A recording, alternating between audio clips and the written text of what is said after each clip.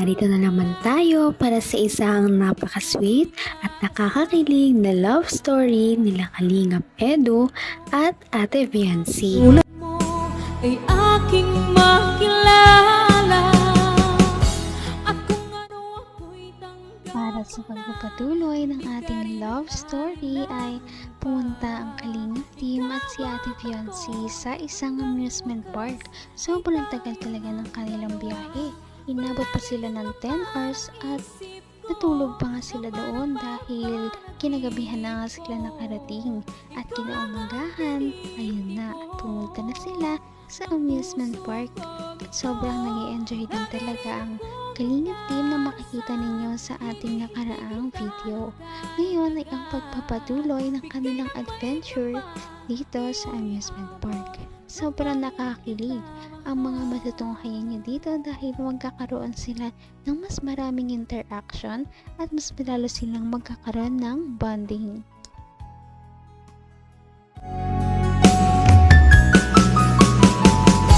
Ang nais ko lang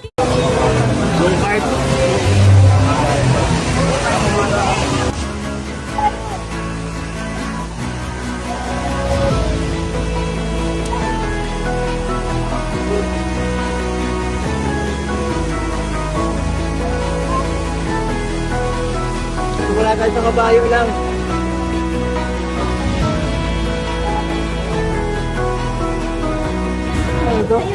Warm up. Warm up.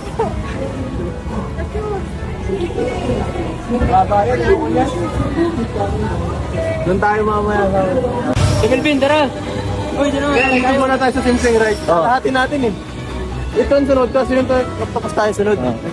Tapos roller coaster tayo. Tapos sige. Drop. Tapos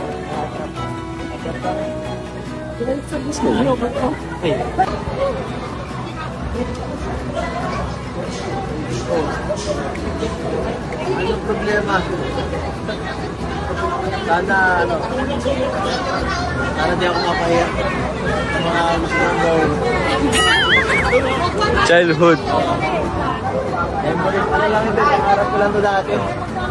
Pangarap lang dati. Ayun, matutupad na. Kasi dati, nung nasa dito ako tumitira.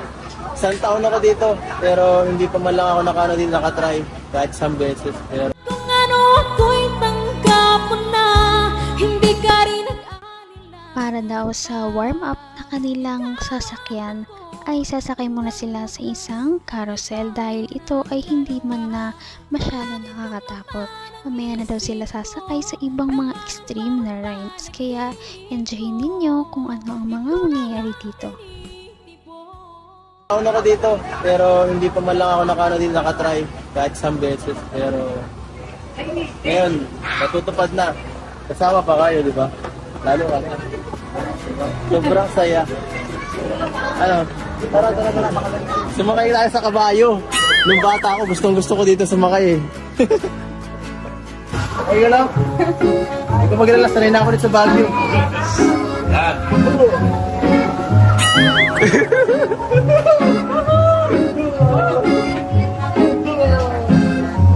Wala kabayo. Hoy, dito. Okay.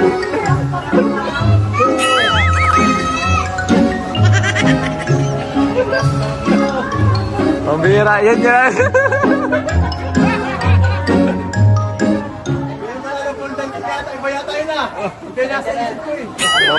You ever wonder if days like these last with one another? Ay, tumataas! Uy! Uy, mapira! Uy, parang... Around town, the city I go when I was struck by luck. Naman ang bawat panaginip ko, ikaw lang ang tinitipon. Kanilang unang ride na sinakyan ay makikita natin kung gaano talaga sila nag-enjoy.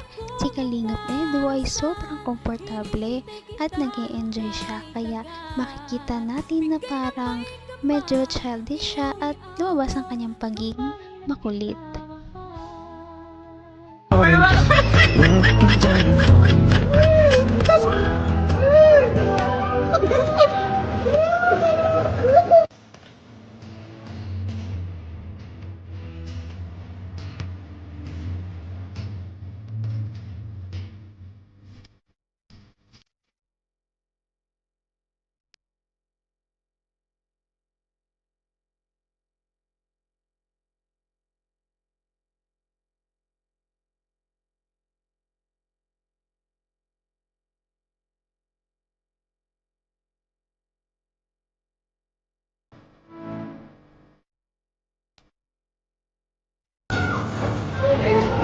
Paano na ako? Paano na? Next ride tayo, next ride! Next ride tayo, next ride!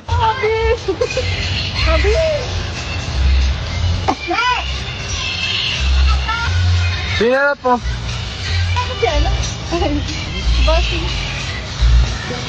Sinanap mo si Abby?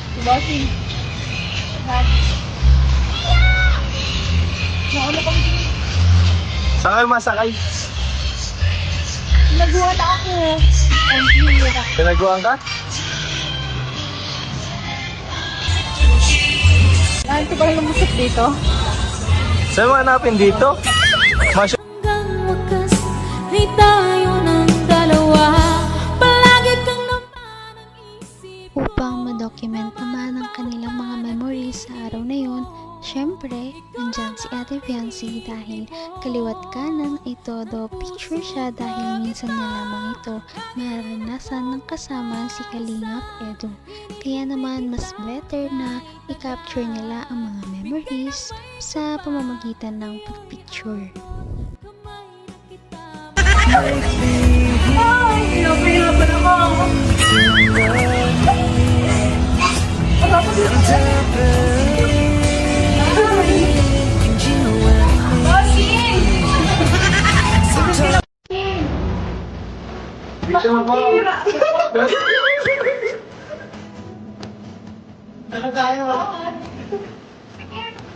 Kanina ka pa niya hinahanap ko.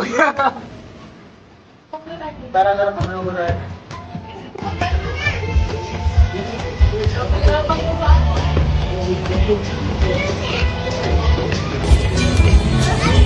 Dito tayo, sa lobo. Ay! Ay, lilipad na kuya! Next ride, next. Parang mas maganda to. Maganda. Ay, tayo. Yan, ito pa yan.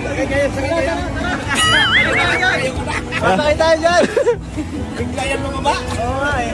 Masigaw na lang tayo pag nakakatakot. Woo!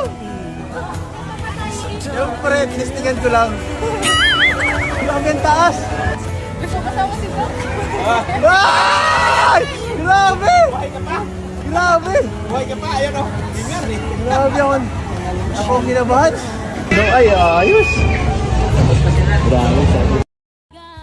Sobrang mag-e-enjoy talaga silang dalawa sa kanilang mga pinuntahan at dito nga ay hindi nila maitago kung gaano sila nagkukulat sa mga rides na sobrang taas at syempre yan ay sasakyan din nila maya-maya lamang at ito ay inyong makikita sa ating susunod na video kaya yan ay inyong dapat na subaybayan.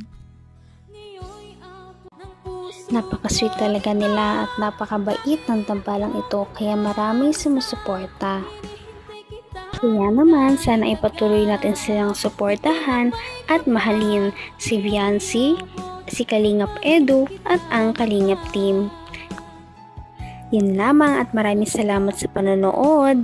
Abangan natin kung magkakatuluyan ba talaga si Kalingap Edu at Fiancé. Hanggang sa muli! Bye! Ngayon'y abot